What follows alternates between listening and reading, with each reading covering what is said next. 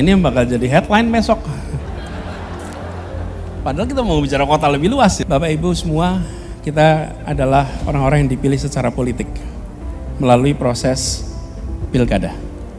Dan di dalam Bapak Ibu mengelola program, Bapak Ibu pernah tentu merasakan sesuatu yang direncanakan dengan baik, memiliki dasar yang kuat, dia tidak perlu otot politik untuk bisa dilaksanakan. Sesuatu yang punya dasar kuat dan baik dirasakan masyarakat, dengan sendirinya akan menggelinding. Dengan sendirinya akan menggelinding. Tapi kalau dia tidak memiliki dasar yang kuat, ya, kemudian tidak jelas yang mendapat manfaat siapa, maka wali kota itu harus kerja keras, pakai otot politik untuk membuat program yang diinginkan jalan. Betul tidak, Usila? Jadi, saya melihat bila ini adalah rencana yang baik, ya pasti jalan terus. Pasti jalan terus. Tapi bila ini ada masalah, saya juga kadang-kadang heran, kenapa sering ditanyakan ya, apa ada masalah ya sebetulnya gitu. Loh iya kan, kok saya tidak ditanyain bagaimana dengan pangan murah, bagaimana dengan subsidi BBM, loh itu kok gak pernah ditanyakan gitu. Tapi kok IKN selalu ditanyakan ya gitu. Apa sebenarnya dalam alam bawah sadar kita ada pertanyaan ya sesungguhnya gitu. Jadi saya melihat bila ini adalah rencana yang baik, ya pasti jalan terus. Pasti jalan terus. Tapi bila ini ada masalah, saya juga kadang-kadang heran, kenapa sering ditanyakan ya, apa ada masalah ya sebetulnya gitu. Loh iya kan, kok saya tidak ditanyain bagaimana dengan pangan murah, bagaimana dengan subsidi BBM, loh itu kok gak pernah ditanyakan gitu. Calon Presiden Anies Baswedan kembali menegaskan bahwa dirinya sangat menolak pembangunan Ibu Kota Nusantara di Kalimantan Timur. Menurut Anies Baswedan, pembangunan IKN tidak akan menghasilkan pemerataan ekonomi masyarakat, malah justru akan menciptakan ketimpangan ekonomi. Hal itu disampaikan Anies Baswedan dalam dialog terbuka yang digelar Muhammadiyah di Universitas Muhammadiyah Surakarta. Karena membangun satu kota di tengah hutan itu sesungguhnya menimbulkan ketimpangan yang baru. Yang IKN tadi, saya numpang jawab di 1 menit deh. Ketika tujuan membangun kota baru dan ibu kota baru adalah dengan alasan pemerataan, maka itu tidak menghasilkan pemerataan yang baru. Mengapa? Karena itu akan menghasilkan sebuah kota baru yang timpang dengan daerah-daerah yang ada di sekitarnya. Jadi antara tujuan mau memeratakan Indonesia tidak. Kalau mau meratakan Indonesia, maka bangun kota kecil menjadi menengah, kota menengah menjadi besar di seluruh wilayah Indonesia. Bukan hanya membangun satu kota di tengah-tengah hutan. Karena membangun satu kota di tengah hutan itu sesungguhnya menimbulkan ketimpangan yang baru. Jadi sekali lagi nih, antara tujuan dengan langkah yang dikerjakan itu tidak nyambung. Nah, kami melihat di sini problem. Ini problem. Karena itu ini harus dikaji secara serius, karena tujuan kita yang saya sampaikan tadi, Indonesia yang setara, Indonesia yang merata, argumennya sama, tapi menurut kami langkahnya bukan dengan membangun satu kota, tapi justru dengan membesarkan semua kota yang ada di seluruh Indonesia. Makasih. Baik, terima kasih. Anies Baswedan menyebut pembangunan Ibu Kota Nusantara itu sangatlah bertentangan dengan fakta di lapangan.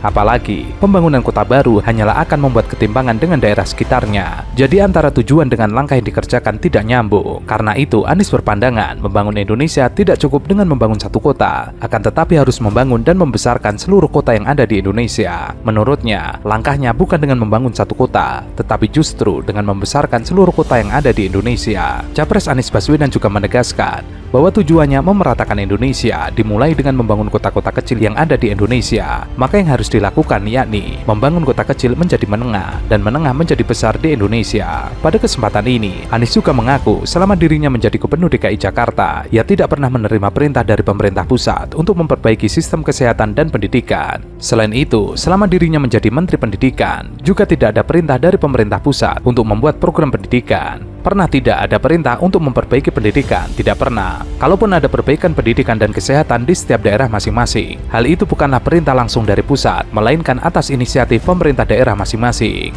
Jikalau ada wali kota bupati yang memperbaiki kesehatan, maka bupati dan wali kotanya yang peduli, bukan karena pemerintah pusat. Karena itu, Anies Baswedan berjanji, bila terpilih menjadi Presiden 2024 nanti, dirinya akan merombak semua kebijakan yang tidak pro terhadap perbaikan kesehatan dan pendidikan.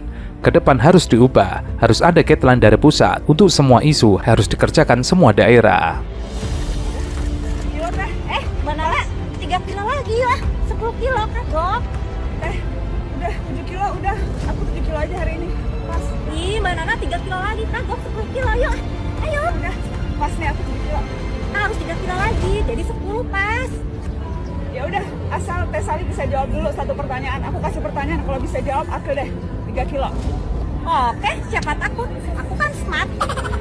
Ya udah, apa dampak pembangunan ibu kota negara baru di Kalimantan Timur, Kabupaten Penajam Pasir Utara terhadap hak masyarakat adat di sana? Kita tahu di sana ada suku adat Pasir, ada suku adat Balik. Bagaimana bisa memastikan bahwa hak-hak mereka atas tanah tetap terlindungi walaupun pembangunan ibu kota negara akan dilakukan persis di kediaman mereka?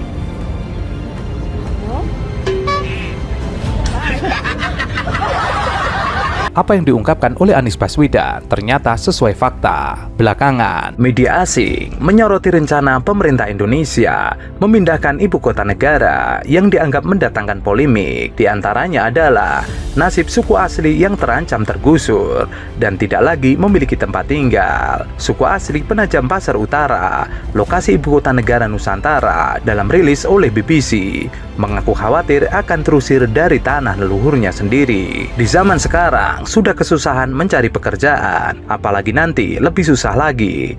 Bagaimana cara membiayai anak sekolah? Anak-anak mau seperti apa? Mau tinggal di mana? Masyarakat adat menyebut patok-patok wilayah IKN Nusantara menerobos tanah adat yang mereka kerjakan secara turun-temurun. Aliansi Masyarakat Adat Nusantara dan sejumlah NGO memperingatkan potensi konflik yang kemungkinan melibatkan 16.800 orang dari 21 masyarakat adat di sekitar IKN Nusantara. Saat ini, patok-patok wilayah ibu kota sudah masuk perkampungan, menerobos tanah yang secara turun-temurun mereka garap menjadi perkebunan. Lahan orang tua, saudara, sekitar 4 hektar. Ada juga saudara-saudara di sekelilingnya lahan-lahan itu. Lahan yang diperoleh turun-temurun berstatus segel tanah atau penguasaan lahan berdasarkan surat bermatre yang diketahui oleh aparatur desa. Ia meminta lahan-lahan jangan dirambah. Sementara Kepala Suku Adat Pasar Balik memperkirakan di Kecamatan Sepaku, lokasi IKN, terdapat sekitar 5.000 sampai 6.000 hektar lahan